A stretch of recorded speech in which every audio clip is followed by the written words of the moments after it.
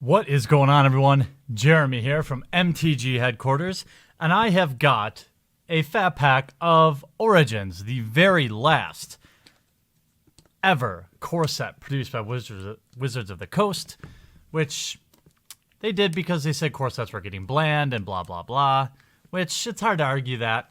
I actually liked core sets as a built-in break, so I could either play it or not, or just get a little bit and not feel like I was missing anything.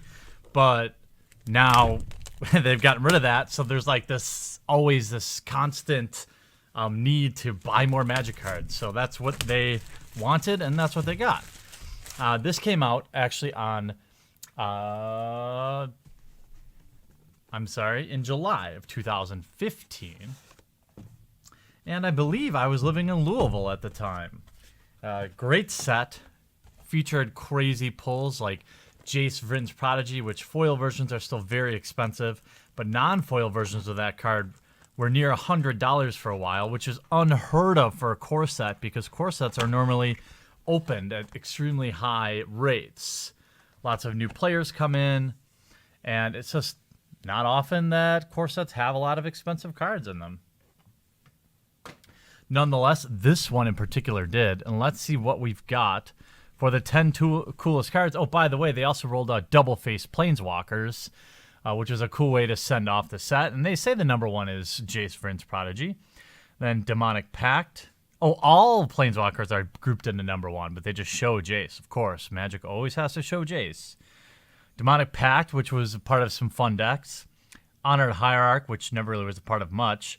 Pyromancer's Goggles, Tragic Arrogance, all these saw a lot of play. Shaman of the Pack, Hangerback Walker, Goblin Piledriver, Talent of the Telepath, and Council's Lieutenant. All very strong cards. Some of them stronger in Constructed. Cards like Council's Lieutenant, very strong in Draft. Very interesting overall set. I have a lot of fond memories of this set. Drafting it was a lot of fun, and I don't think any of that really had anything to do with it being kind of the last. Well, not kind of. None of it really had anything to do with it being the last core set. But some of you let me know that I had not done one of these for the Fat Packs Through History series. I know I've opened Origins before, but not one in the Fat Packs Through History style, which tends to be a little bit longer, although I try to keep it to around 10 minutes. You can also speed it up, too. There's our Origins die with the Origins symbol. Plenty of those. And we have 1, 2, 3, 4, 5 packs. Now we know the bundles, or fatter packs, come with 10 packs, but this is the last core set that had 9 packs. Not too much going on with the box. Pretty standard fare. Nothing too exciting. But let's get right into the booster packs, see if we can't find ourselves a Jace. Obviously, there are some spicy pulls, too, like Nissa. She's still pretty valuable. Liliana, Hangerback Walker, Kytheon. All these cards are still played in various formats, and, of course, casual folks love them. We, of course, are looking for foil Jaces, just like always. Whenever there's a Jace, you want a foil Jace. Draga Invocation, Sylvan Messenger, Reclusive Artificer, and then Alhammarret High Arbiter. Is that the guy? Alhammarret was the one that took advantage of, or that manipulated our almighty Jace, not the Mind Filter, but Jace the Planeswalker, right? If I remember correct, lore-wise. Boggart Brute, very good and aggressive. Draft Topan Freeblade was like first pickable. Very good card. Throwing Knife. And we have an Honored Hierarch. Well, at least we hit one of the top 10 coolest. This one has Renown 1. 1/1 for 1. As long as it is Renown, meaning it's gotten through and damaged the player, it can tap for add 1 mana of any color. So it's kind of like a, poor man's Noble Hierarch in a lot of ways. It's probably not bad in draft, but it never really took off, regardless of how many copies Tiwu sold. All right, we have Warhorn, Goblin Glory Chaser, also good in aggro. Enthralling Victor. And Animist Awakening. Reveal the top X cards of your library. Put all land cards from among them onto the battlefield tapped, and the rest on the bottom of your library in any random order. Definitely not a bad card to open or to pull late in a draft matchup or a limited matchup, because you can essentially like rip a bunch of lands out of your deck and make sure you're just drawing gas. Watercourser, very versatile. Fiery Impulse was very good. A lot of these cards were good. Man, I'm missing this set. Iros Champion. Throwing Knife. That was a solid card too. JMD Tome. And we have a Hallowed Moonlight. Sideboard card. Until end of turn, if a creature would enter the battlefield and it wasn't cast, exile it instead. Draw a card. Saw some sideboard play. Might still. Probably still does in some formats, huh? I did really good. This is the pre-release I did the best in. It's like top forward in a 100+ man tournament. Man or woman, 100+ person, Jiraga Invocation, Totem Guide. And I remember in that I thought Hangerback Walker sucked, didn't even play it, and then someone stole it.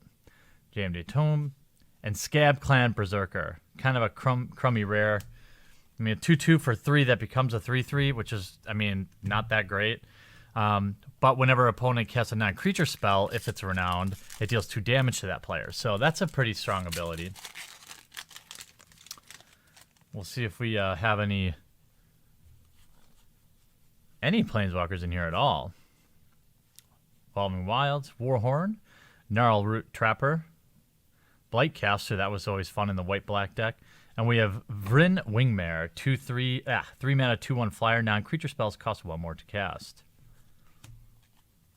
Not the rare definitely not the rare you want to open. I mean, a 3 mana, 2-power flyer, I guess, is mediocre. But it hurts you too. So I mean, unless you put it in a creature heavy deck or something, you're not going to get enough value off it, I don't think. Topan Freeblade, still way better. Psychic Rebuttal, Rune Servitor, Skybreaker Giant, and another Vryn Wingmare, which can happen when we have a foil Chandra.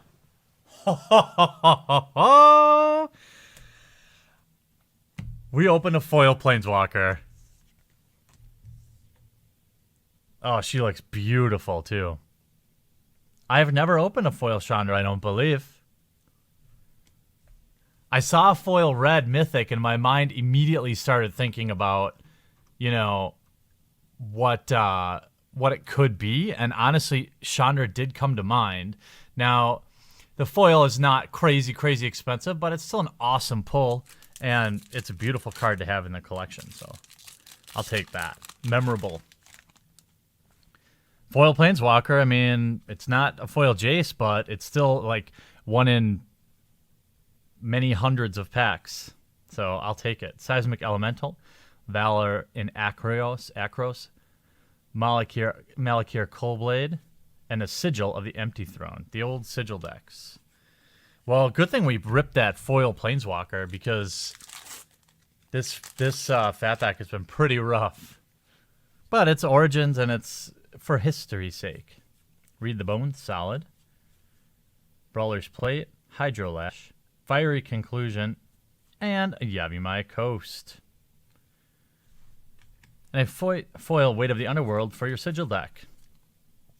Overall, you know, Yavimaya Coast and a foil Chandra is not too bad.